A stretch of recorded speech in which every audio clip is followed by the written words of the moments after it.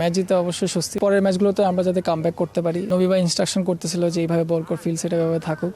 তো আমি ওনার ট্রাস্ট রেখে বোলিং করতেছিলাম, বাট সবার কমিউনিকেশনে আমরা সফল হয়েছি।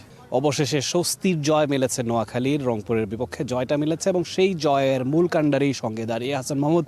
হাসান ভাই 4টা উইকেট পেয়েছেন, 4টা খুব ক্রুশাল উইকেট, 3টা তো বলতেই হয় খুবই ক্রুশাল।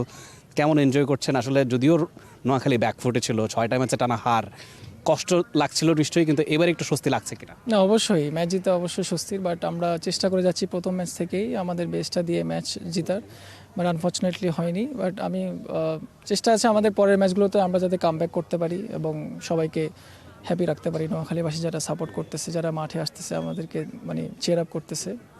প্লে অফের ইকুয়েশনটা একটু টাফ হয়ে গেছে, কিন্তু আপনি কিন্তু রেগুলার উইকেট পাচ্ছেন, 12টা উইকেট সোফার পেয়েছেন, সেকেন্ড হাইয়েস্ট উইকেট টেকার, আপনি ডেলিভার করছেন, দল ক্লিক করছে না, এটা নিশ্চয়ই কষ্ট লাগছিল খানিকটা। কিন্তু ড্রেসিং রুমের সিনারিওটা কি, এটাও জানতে চাইবো একটু, যে প্লেয়াররা কি আসলে ডিমোটিভেটেড হয়ে গেছিলেন কিনা, বা আপনি অ্যাজ এ টিমমেট তাদেরকে চেয়ার আপ করার কতটুকু চেষ্টা করেছেন, কতটুকু স্ট্রাগল করেছেন আসলে এই সময়টায়? না, অবশ্যই আমরা প্র্যাকটিসে যথারীতি আমরা চেষ্টা করতেছি যাতে প্রত্যেকটা ম্যাচই আমরা যাতে কামব্যাক করতে পারি।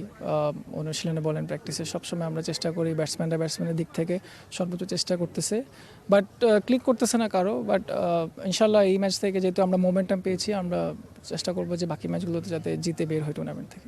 বেশ ব্যালেন্স টিম নোয়াখালীর, মানে এটা বলার সুযোগ নেই যে নোয়াখালীর টিমটা খারাপ, টিমটা তো যথেষ্ট ব্যালেন্সড, টিম ম্যানেজমেন্টও যথেষ্ট নামী কোচরা আছেন।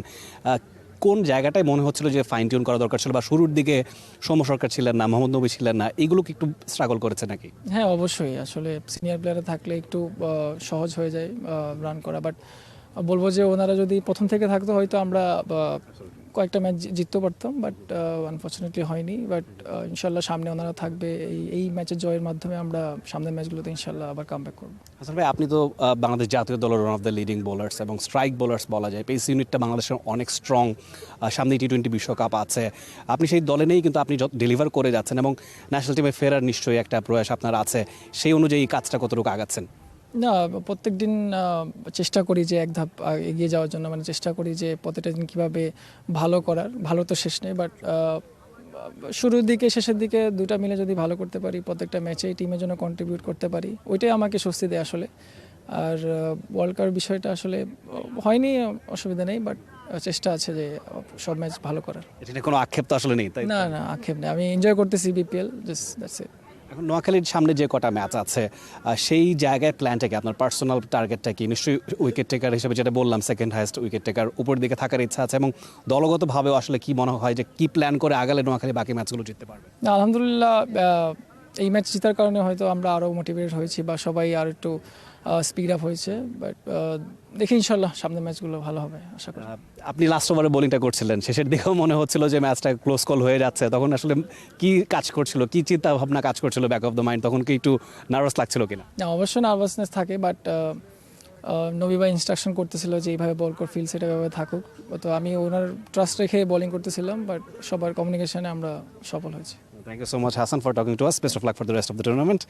হাসান মাহমুদ কথা বলছিলেন, 4 ওভারে 18 রানে 4টা উইকেট নিয়েছেন, এবং তিনি বলছেন এই ম্যাচ জয়টা তাকে অনেকাংশে ইন্সপায়ার করবে এবং তার দলকেও আসলে মোটিভেট করবে বাকি যে ম্যাচগুলো আছে সেগুলো জেতার জন্য। রংপুর রেডার্স ডেফিনেটলি টেবিলের ওপরের দিককার দল এবং একেবারে তলানির দল হিসেবে নোয়াখালী এক্সপ্রেস তাদেরকে হারিয়েছে। এটা প্রমাণ করে দলটায় ট্যালেন্টের অভাব ছিল না, কোথাও একটা ব্যাটে বলেই হচ্ছিল না, ক্রিকেটের ভাষাতেই বললাম, সেই জায়গায় তিনি ফাইন টিউন করবেন। এবং ব্যক্তিগতভাবে তিনি যথেষ্ট এনজয় করছেন, বিপিএল দল হারছে সেই জায়গাতেও তিনি সর্বোচ্চ উইকেট টেকারদের মধ্যে আছেন, এটা নিশ্চয়ই বড় অ্যাচিভমেন্ট। এবং বিশ্বকাপের দলে জায়গা না মেলাতেও কোনো আক্ষেপ তার কাজ করছে না, তিনি প্রসেসে আছেন যেন জাতীয় দলে আরেকবার ফিরে আসতে পারেন। সিলেট আন্তর্জাতিক ক্রিকেট স্টেডিয়াম থেকে Rifat Tanvir Rafi, T Sports. For more updates, subscribe to our YouTube channel and click on the bell icon. Follow us on Facebook and Instagram. Download T Sports app to enjoy exciting games and highlights. Visit tsports.com.